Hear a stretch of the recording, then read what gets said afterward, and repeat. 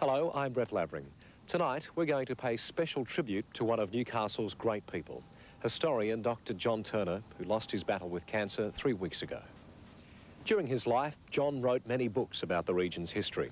And when Prime Television commissioned a documentary series on the Hunter's history for last year's bicentenary, John became our historical advisor. Not only did he allow us the use of his vast collection of slides and photos, but he became an invaluable source of inspiration. So tonight, as we revisit our documentary, Newcastle 200 Years of History, sit back and enjoy John's unique gift of storytelling, his passion and vast knowledge of Newcastle's history, making the events of the past 2 centuries come to life.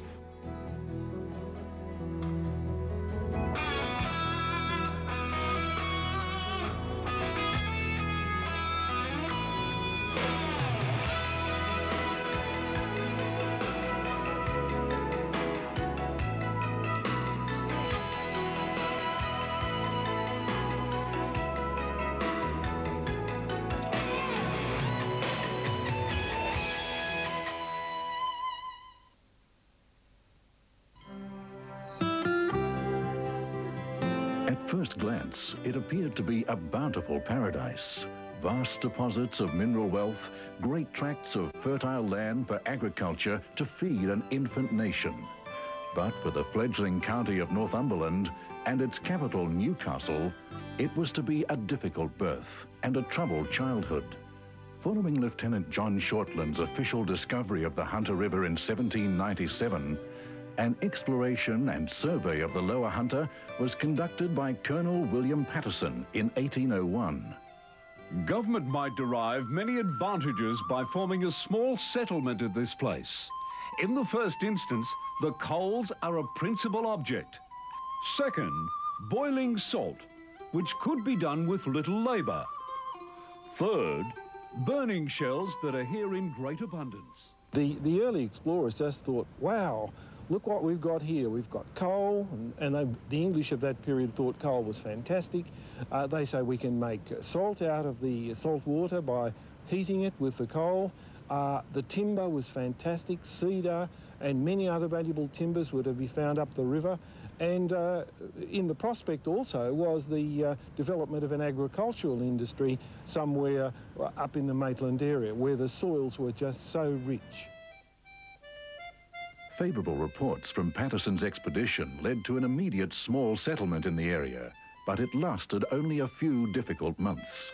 For the next 2 years, there were the occasional voyages to the region for coal.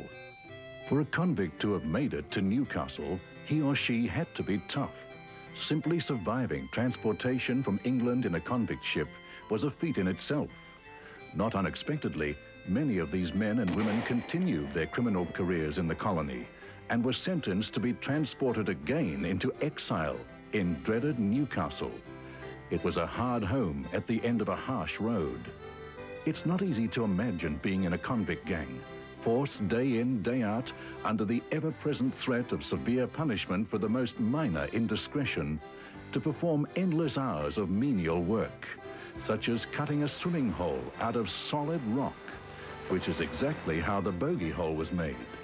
And if the sheer boredom of breaking stone didn't drive you insane, the food probably would. But even that was preferable to convict life in the penal settlement of Newcastle, with its bell-dominated routine of musters, inspections, and work. One lasting legacy of Newcastle's convict era is the brick wall, built out to what used to be Nobby's Island. Construction of the brick wall began in 1818, and although the task turned out to be even more difficult than anticipated, it still took almost 30 years of backbreaking effort to complete. Nobby's was one of those incredible places in the history of early Newcastle because the convicts were working there for decades, really, from 1818 right through until 1846. It took them that long to build the breakwater. And in that time, hundreds of men laboured under very difficult conditions. Poor food, very, very difficult work, cutting stone, transporting it, very little in the way of machinery to help them, terrible supervisors, untrained people running the prison. You can just imagine how terrible that life was. And some of them worked in in fetters, so that they had to stand more or less motionless, just raising stone, lowering stone, using the little wagons and so on. There were many unsuccessful attempts to escape, and for the daring convict who actually made it to the bush, the future held nothing more than starvation, sickness, recapture, and of course, punishment.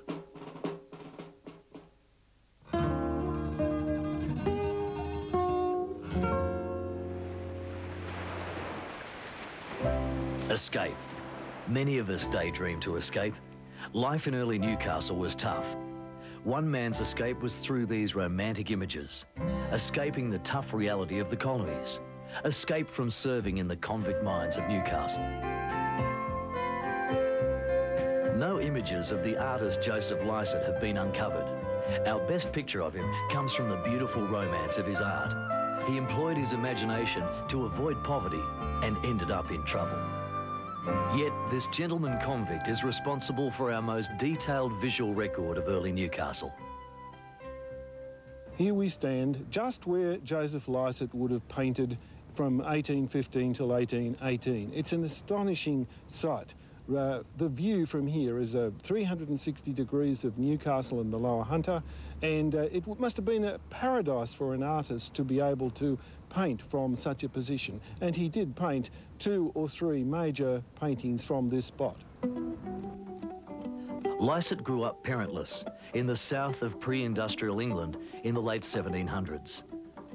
Raised a gentleman without the means to afford the lifestyle, he turned his hand to forgery.